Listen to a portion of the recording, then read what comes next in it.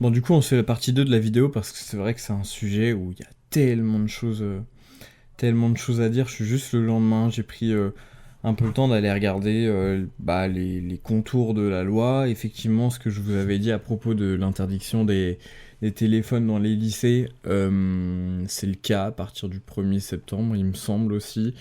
De ce que j'ai compris, c'est juste que les établissements auront un peu plus de latitude dans leur règlement, notamment pour l'utilisation des téléphones à des fins pédagogiques. Mais c'est vrai que moi, en y réfléchissant au lycée, ah si au lycée j'avais quand même le droit au téléphone, mais il me semble que c'était exclusivement dehors. Je suis pas sûr qu'on y ait le droit à l'intérieur. Enfin, bien sûr, pendant les temps de pause, on n'y avait pas le droit en plein cours. Et c'est vrai que, en fait, je suis revenu au collège quand j'ai fait des interventions en pompier. Et il me semble, à cette époque-là, alors c'était ça il y a 2-3 ans, je dirais, qu'il y avait des affiches à l'intérieur qui disaient les téléphones portables sont interdits à l'intérieur. Donc, est-ce qu'ils étaient autorisés à l'extérieur au collège, sachant que j'étais dans un collège privé?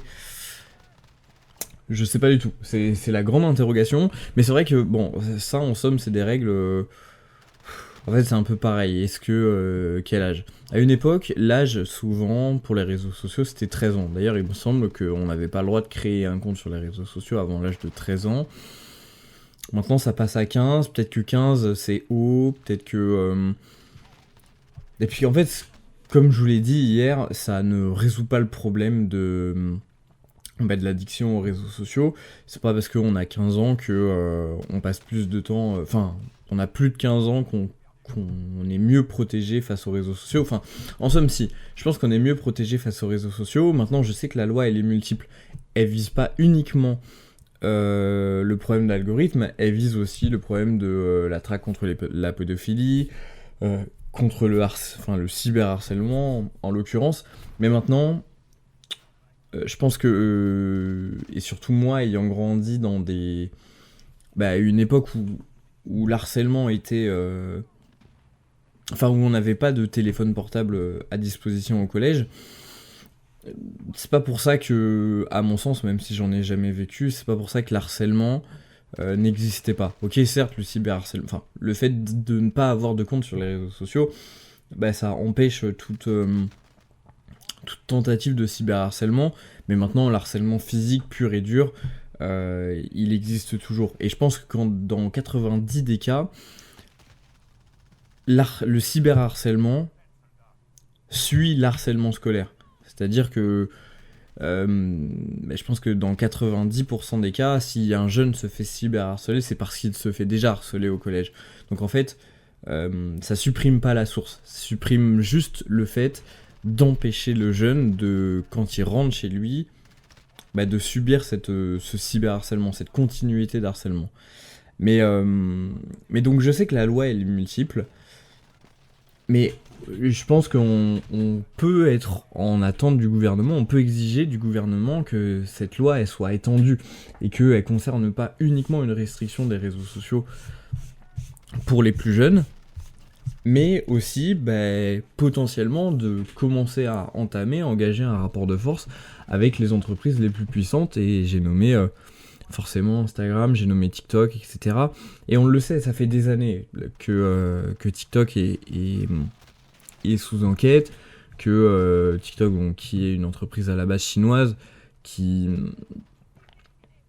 est totalement différente en Occident qu'en Chine, et qu'en Chine, il y a une promotion algorithmique des contenus éducatifs qui est beaucoup plus poussée qu'en Europe, où chez nous, c'est majoritairement une application de divertissement. Je ne suis jamais allé sur TikTok et j'ai appris une chose, ou alors c'est peut-être arrivé sur certains TikTok, et je pense qu'il y a des comptes sur les réseaux sociaux qui font ça très bien, mais on va pas se mentir, ils sont invisibilisés, et c'est surtout pas le but premier de la plateforme. Contrairement à YouTube, où moi, à ce niveau-là, même si effectivement, c'est un peu le problème des jeunes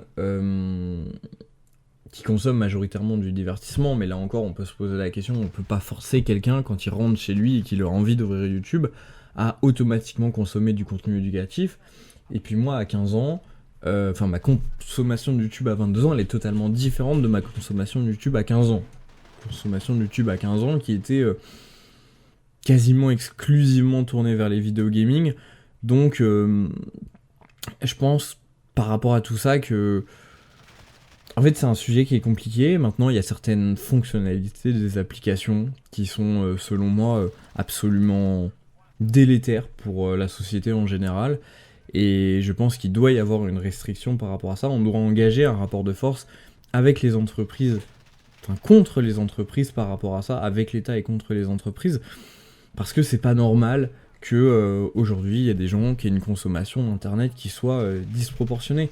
Et on l'a dit, et je pense que pour le coup la loi enfin le projet de loi a raison, les gens qui ont porté ce projet de loi a raison. Les réseaux sociaux, ça peut être la promotion de l'harcèlement en ligne, ça peut être la promotion de l'anorexie, des comportements déviants, du communautarisme.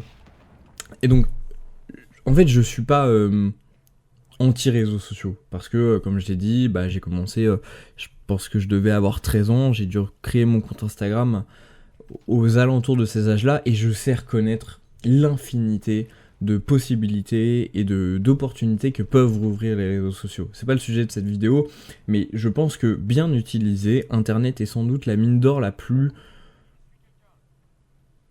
précieuse au monde. Et aujourd'hui, enfin, comparé à 30, 40, 50 ans, où je pense qu'avec Internet, on peut échapper à plein de choses, c'est-à-dire du contrôle d'État, on peut avoir une liberté d'information, avoir un accès à la liberté de la presse beaucoup plus impressionnant. Je suis un très grand amateur de la chaîne YouTube Thinkerview qui auditionne qui interviewe plutôt des ambassadeurs ou des personnalités publiques ou politiques.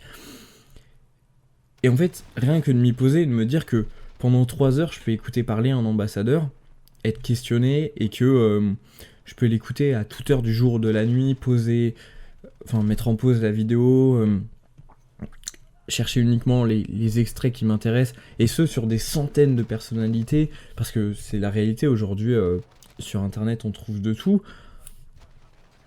Ben, je me dis que j'ai un accès à une mine d'or qui est incommensurable, et des choses que des gens il y a 25, 30 ans n'auraient jamais eu accès sans la télé ou la radio. Mais vous savez, vous connaissez autant que moi les limites de la télé ou de la radio, deux médias que je n'utilise plus du tout, et qu'en réalité j'ai cessé d'utiliser très très tôt dans ma jeunesse, parce que j'avais tout de suite compris les limites de tout ça. Je pense que c'est aujourd'hui Internet, YouTube en particulier, parce que je pense que c'est ma plateforme de cœur, et une mine d'or de ressources, d'informations, de compétences incroyables. Aujourd'hui, on peut tout apprendre sur Internet. On peut apprendre à commencer des investissements, on peut apprendre même les choses les plus ridicules pour les jeunes, apprendre à se raser, apprendre à tondre la pelouse, apprendre à faire du bricolage, et tout, apprendre à pêcher, n'importe quoi. Vous trouvez tout, vous trouvez forcément du bien ou du moins bien, du condensé ou du surfait, mais c'est la plus grande mine d'or. En somme, Internet, YouTube en particulier, est certainement la plus grande encyclopédie du monde, parce que vous pouvez tout apprendre, l'histoire de votre pays, une langue, tout est à disposition sur Internet, et en particulier sur certains réseaux sociaux qui peuvent être menacés de sanctions, mais malheureusement, c'est mon point de vue, ces derniers temps, le curseur entre le contenu éducatif, le contenu utile, le contenu intéressant, il a plus tendance à virer vers le contenu divertissant, le contenu parfois abrutissant, où il n'y a pas forcément de logique, il n'y a pas forcément d'utilité derrière.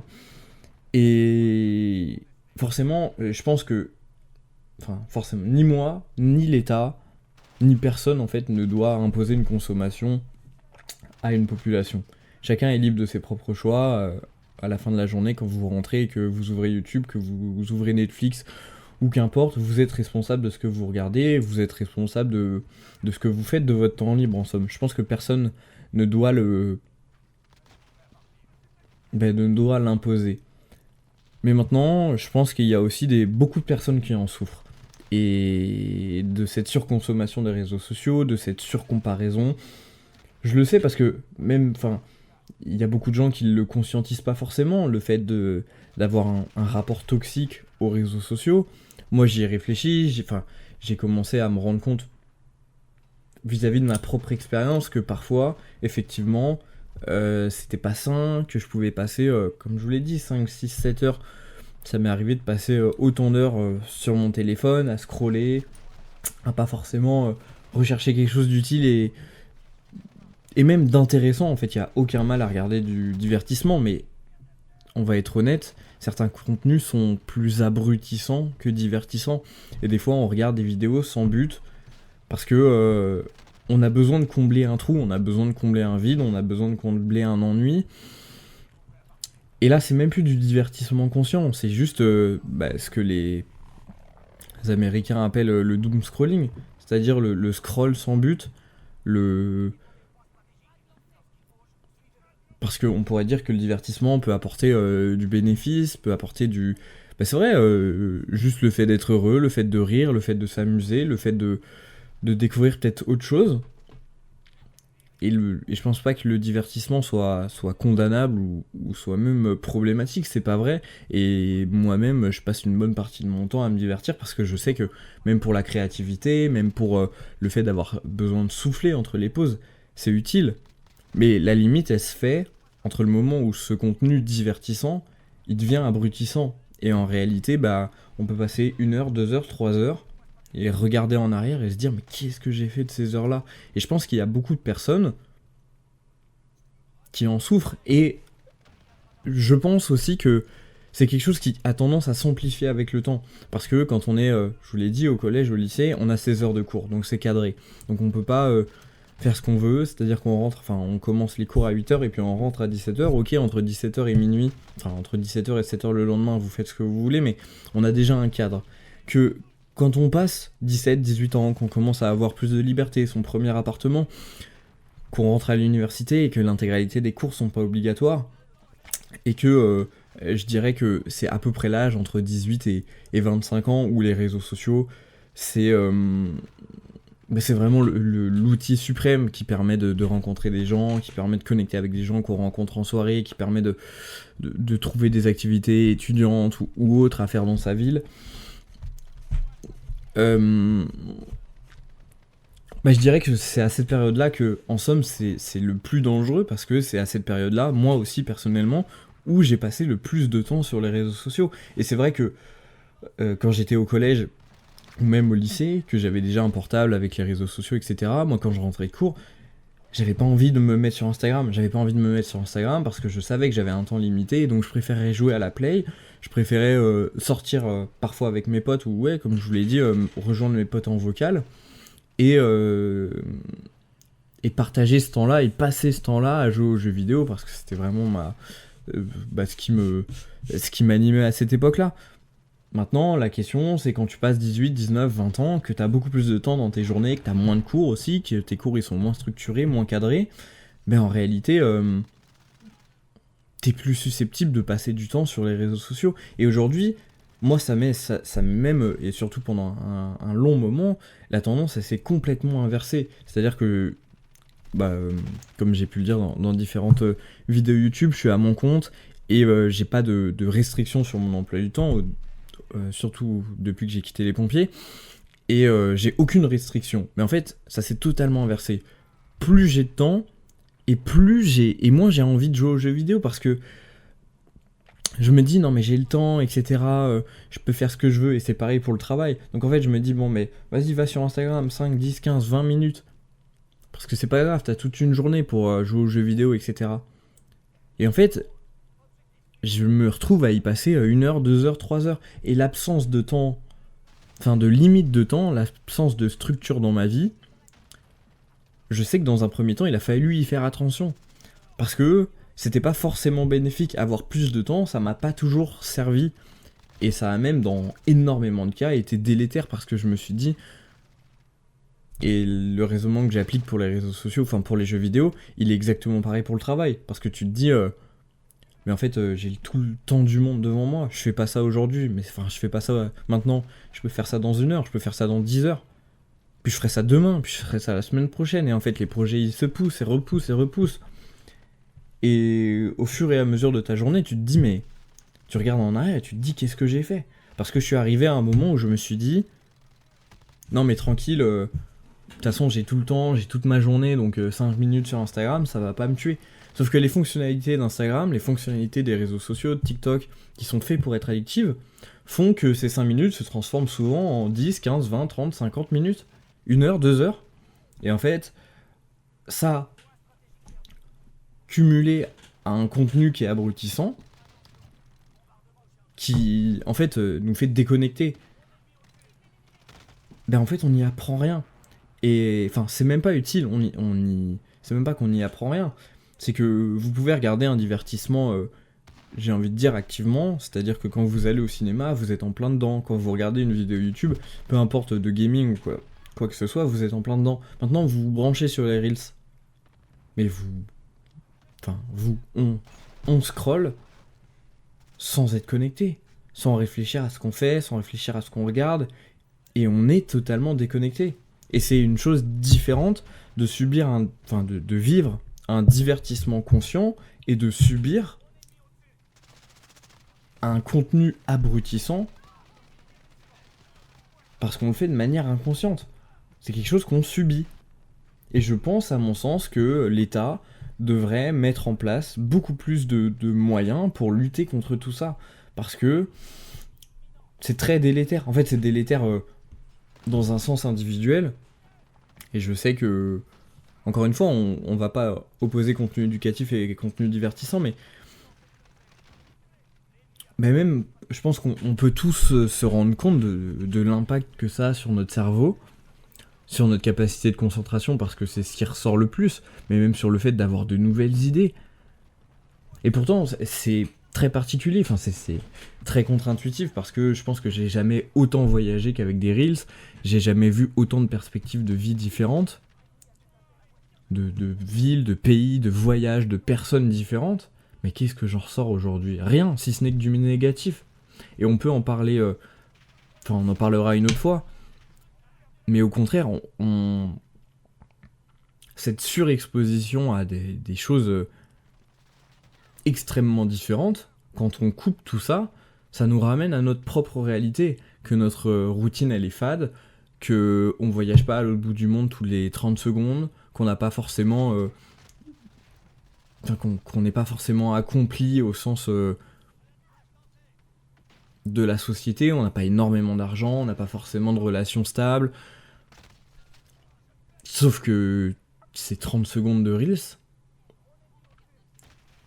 on sait tous que c'est 30 secondes sur une vie. Ce sont 30 secondes maquillées, ce sont 30 secondes sur une journée, une semaine de la vie d'une personne, et que tout est fait pour enjoliver tout ça. Sauf que on a beau le savoir inconsciemment, consciemment, quand on est devant les Reels, ou devant TikTok ou ce que vous voulez, c'est pas ce que notre cerveau enregistre. C'est pourquoi, pour moi, les réseaux sociaux, et surtout depuis 2020, en fait, depuis cette, j'ai envie de dire cette ça se dit pas, mais sur TikTokisation de la façon de gérer les réseaux sociaux, c'est-à-dire, à la base, il y avait Musical.ly, puis il y a eu TikTok. TikTok a explosé en 2020, et je pense, dans mes souvenirs, en 2020, je trouvais ça tellement plus intéressant. TikTok était drôle, ça faisait un peu comme Vine à l'époque, mais bon, je suppose que la plupart des gens n'ont pas connu Vine. Ça dépend, les gens de mon âge et plus, oui, mais les plus jeunes n'ont pas forcément connu Vine. Mais en fait, ça s'est dégradé, et Instagram a fait ce que l'entreprise a toujours su faire de mieux, c'est-à-dire copier les autres applications et rendre ça encore plus addictif, c'est-à-dire les stories volées sur Snapchat et puis les Reels volés sur TikTok. Et en fait, on s'est retrouvé avec une troisième plateforme, YouTube, qui aujourd'hui fait ça, Snapchat qui fait ça, avec les spotlights. Et en réalité, on retrouve le même contenu sur les 4 réseaux sociaux, parce que les créateurs prennent et puis repostent, mais franchement, c'est devenu catastrophique. Et c'est devenu... tout a été fait pour que ça soit encore plus addictif, que l'algorithme pousse les contenus les plus addictifs, c'est-à-dire qu'il y a un peu une corrélation entre l'envie d'Instagram et la réflexion des fonctionnalités d'Instagram pour rendre ça le plus addictif possible, et en même temps les créateurs qui se sont dit comment est-ce que ma vidéo elle peut percer, comment est-ce qu'il faut que je la rende la plus addictive possible, et donc en fait le mélange des deux a créé une tournure qui est devenue impossible, et ça c'est... Enfin, ce qui s'est passé sur les contenus courts, c'est aussi passé sur les contenus longs, et ça a rendu une bonne partie de la visualisation des contenus authentiques qu'on pouvait avoir post-2020, non, pré-2020, pardon, tout simplement, en fait, on a perdu toute cette authenticité, on a perdu un peu ce qui faisait le charme des réseaux sociaux, et encore une fois, ça aussi, on pourra en parler dans une autre vidéo, le fait qu'il y ait énormément de critiques sur les grosses productions aujourd'hui sur YouTube. Moi, personnellement, c'est pas du tout ce que je regarde. En fait, je suis resté très terre à terre sur YouTube, et je suis resté, moi, dans mon YouTube de... j'ai envie de dire de 2015, 2016, 2017, des vidéos de gameplay. Ça m'arrive de temps en temps de regarder des grosses productions, parce qu'il y a des créateurs que j'aime beaucoup qui font des vidéos qui sont extrêmement bien faites, mais souvent c'est du homemade, c'est-à-dire qu'il n'y a pas une équipe de 150 personnes derrière. J'ai des créateurs, notamment mon youtubeur favori Niklas Chrysol, qui fait des vidéos qui sont incroyables, mais tout est produit par lui-même en fait, donc il n'y a pas 50 personnes à la régie, il n'y a pas 50 000 caméras, 3 ingé son, 4 producteurs, et ce qu'on peut retrouver aujourd'hui dans le YouTube français, mais qu'on retrouve depuis des années dans le YouTube américain.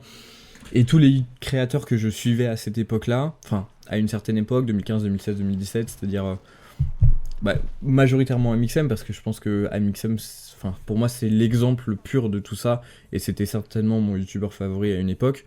Quand il a commencé à monter un crew, j'ai totalement déconnecté, enfin même dès la fin de la Redbox et après tous les projets qui se sont montés, j'ai totalement déconnecté quoi. Et bref, c'est un autre sujet, je m'écarte totalement du sujet de base, mais je pense que c'est important d'avoir aussi nous-mêmes cette réflexion sur les réseaux sociaux, et aussi de comprendre à quel point déjà c'est compliqué de les quitter entièrement, ou du moins de se restreindre. Et en fait, c'est qu'à partir de là, il y a un problème. Et je pense que plus le temps va passer, et plus ça va s'empirer.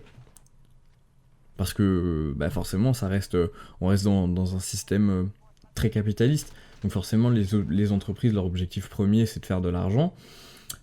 Et donc elles vont pas s'arrêter en si bon chemin. Il n'y aura pas